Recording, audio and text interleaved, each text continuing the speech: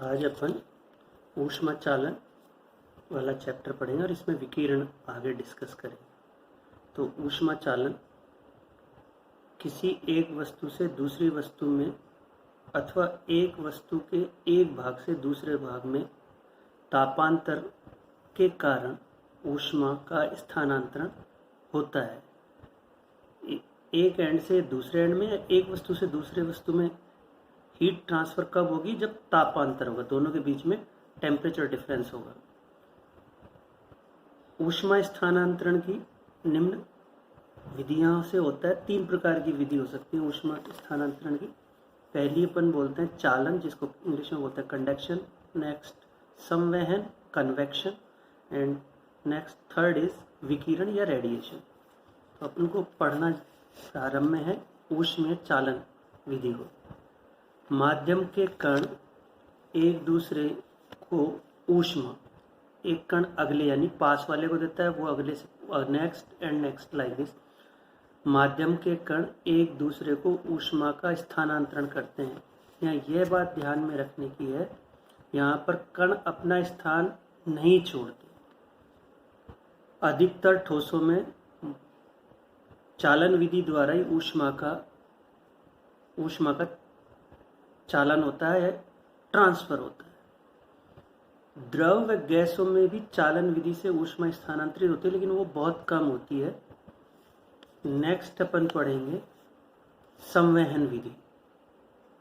संवहन विधि में, इस विधि में पदार्थ के कण ऊष्मा ग्रहण करके स्वयं एक स्थान से, यानी गर्म स्थान भी बोल सकते हैं अपन, गर्म स्थान से ठंडे स्थान पर जाते हैं। द्रव और गैसों में ऊष्मा का संचरण इसी विधि से होता है। ठोसों में संवहन विधि से नहीं होता, लगभग नहीं होता। विकिरण तीसरा जो मेथड है, ऊष्मा एक स्थान से दूसरे स्थान तक बिना माध्यम विदाउट मीडियम की कोई जरूरत नहीं होती इसमें, यानी वैक्यूम में भी हो सकती है, ये स्थानांतरित होती है। जैसे कि हमें सूर्य से पृथ्वी को ऊष्मीय विकिरण प्राप्त होते हैं, तो बीच में वैक्यूम या निर्वात में भी है। ये इलेक्ट्रोमैग्नेटिक वेव्स है, उसके कारण तीसरा पार्ट है जो विकिरण, ये अपन बाद में थोड़ा एक्स्ट्रा अलग से भी पढ़ेंगे। इसके बाद अपन को नेक्स्ट जो पढ़ना है वो पढ़ना है, इसमें ताप प्रवणता है, टेम्परेचर ग्रेडियंट आएगा। वैसे अपन पहले वेलोसिटी ग्रेडियंट पढ़ चुके हैं, लगभग उसी तरह अपन को डिफाइन करेंगे। ये अपन चित्र में ये ए सिरा है, ये बी सिरा है, ये मैंने थोड़ा इधर डार्क ले लिया, यानी कि ये टेम्परेचर ज़्यादा दिखा दिया। T1 is greater than T2। इन दोनों एंड्स के बीच की लेंथ है L। तो ऊष्मा A से B की तरफ जाएगी, T1 से T2 एंड की तरफ अपन मान लेते प्रवाहित होगी। तो ऊष्मा प्रवाह की दिशा में प्रति एकांक दूरी पर ताप पतन को ताप प्रवणता कहते हैं। अपन एक और भी प्रवणता पढ़े थे, विभव प्रवणता, लगभग उसी तरह था वहाँ पर। तो T1 minus T2 upon L, ये क्या कहलाएगी? ताप प्रवणता। नेक्स्ट अपन को पढ़ना था इसमें ऊष्मीय चालकता गुणांक, कोफिशिएंट ऑफ थर्मल कंडक्टिविटी।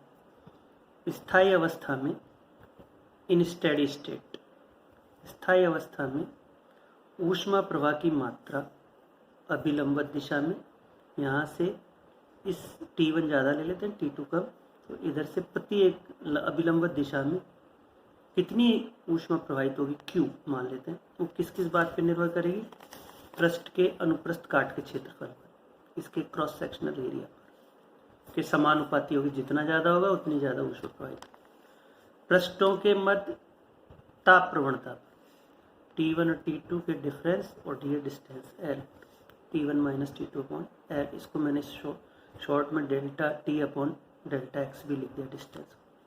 और कितने समय तक? टाइम T के समानुपाती। इन सबको मैंने कंबाइन किया, Q is equals to A minus delta T upon delta X into T, minus इसको प्रोपोर्शनलिटी चिन्ह को हटा लिया, माइनस को अपन अभी डिस्कस करेंगे। Q is equals to K A delta T upon delta X into time T, minus negative sign यह प्रदर्शित करता है कि दूरी बढ़ने के साथ साथ ताप भी घटता है।